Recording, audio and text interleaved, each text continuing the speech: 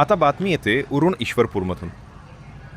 उरुण ईश्वरपूर नगरपालिकेचे नूतन नगराध्यक्ष आनंदराव मलगुंडे दादा यांच्या दालनाचे सुशोभीकरणाचे काम अंतिम टप्प्यात आले आहे. नगराध्यक्षपदाची जबाबदारी स्वीकारल्यानंतर प्रशासन अधिक गतिमान, पारदर्शक आणि नागरिकाभिमुख राहावे या उद्देशाने दालनाचे नूतनीकरण आणि सुशोभीकरण करण्यात आले आहे. नव्या दालनामध्ये आधुनिक बैठक व्यवस्था, आवश्यक प्रशासकीय सोयीसुविधा तसेच नागरिकांच्या समस्या थेट ऐकून घेण्यासाठी सुसज्ज व्यवस्था करण्यात आली आहे. यामुळे सर्वसामान्य नागरिकांना नगरपालिकेतील कामकाजासाठी थेट नगराध्यक्षांशी संवाद साधणे अधिक सुलभ होणार आहे. या सर्व घडामोडींचा सांगली तत न्यूज चॅनलने घेतलेला हा आढावा. महाराष्ट्रामध्ये बहुचर्चित अशी निवडणूक झाली नगरपालिकेची. उरुण ईश्वरपूर नगरपालिकेची निवडणुकीचा निकाल लागून अवघे 8 दिवस उलटलेले आहेत आणि निवडून आलेले नगरसेवक सत्ताधारी शरदचंद्र पवार पक्ष, राष्ट्रवादी यांचा सत्ताधारी पक्ष व विरोधी पक्षातील सर्व निवडून आलेल्या नगरसेवकांना एक वेध लागलेला आहे, ते म्हणजे आता नगरपालिकेचं सभागृह त्यांना आता बोलावतंय. नेमका कधी त्यांचा सभागृहामध्ये प्रवेश होतोय याकडे पूर्ण शहराची नजर आहे.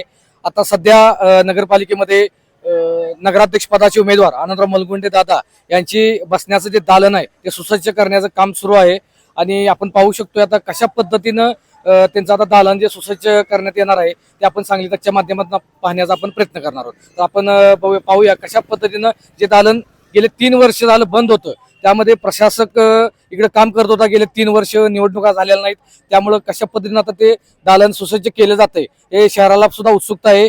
ते आता आपण सांगली तकच्या माध्यमातून पाहूया. माझ्या पाठीमागे आपण पाहू शकतोय नूतन नगराध्यक्ष आनंदराव मलगुंडे दादा यांचं दालन आहे. कशा पद्धतीने दालनाचे आता सुशोभीकरण केलेलं आहे हे आपण आता सध्या पाहूया. आताच हे दालन हे नूतन नगराध्यक्ष आनंदराव मलगुंडे दादा यांच्यासाठी आता जे बनवलेलं आहे अत्याधुनिक पद्धतीचं हे दालन आहे. आता या गोष्टीमध्ये सगळी साफसफाई सुरू आहे. 3 वर्षानंतर या दालनामध्ये नगराध्यक्ष बसणार आहेत, कारण मागील 3 वर्ष प्रशासक इथं काम करत होतं. आपल्याला इथून आता नगराध्यक्ष या शहराचा गाडा हाकणार आहेत आणि इथं आता रेलचेल चालू होणार आहे आणि सर्वांना तर वेध लागलेले आहेत की कधी एकदा नगराध्यक्ष विराजमान होणार आहेत आणि आपल्या ईश्वरपूर शहराचा हक्काचा माणूस आपल्याला कामासाठी लागू होणार आहे.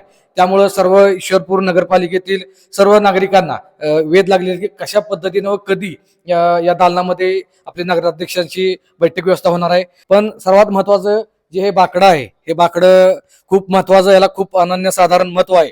कारण की याच बाकड्यावरती स्वर्गीय विजय भाऊ नगराध्यक्ष पदाचे सर्व सूत्र घेतल्यानंतर इथूनच ते या गावचा गाडा हाकत होते. खूप महत्व आहे, कारण जेव्हा जेव्हा ते या दालनात यायचे तेव्हा जास्ती करून या बाकड्याचा वापर जास्त होत होता आणि ते इथं बसूनच सर्व ईश्वरपूर नगरीतले जे काही प्रश्न असतील, ज्या काही अडीअडचणी असतील, समस्या असतील नागरिकांच्या, त्या सोडवण्याचा या बाकड्यावर बसूनच ते प्रयत्न करत होते. शक्यतो ते दालनाचा वापर कमी करत होते. त्यांचे सहकारी, त्यांच्या बरोबरीनंच तयार झालेले सहकारी आनंदराव मलगुंडे दादा हे सध्या आता विराजमान होणार आहेत आणि ते इथून पुढं या ईश्वरपूर नगरपालिकेची जी समस्या आहे ते इथूनच ते आता सोडवण्याचा प्रयत्न करणार आहेत. त्यामुळे ईश्वरपूर नगरातील सर्व नागरिकांना एक उत्सुकता लागलेली आहे की कधी एकदा आपण आपले नगराध्यक्ष विराजमान झालेलं बघतोय. फक्त आता इथं नगराध्यक्ष सह उपनगराध्यक्ष अशा दोन्ही पुढच्या विराजमान होणार आहेत.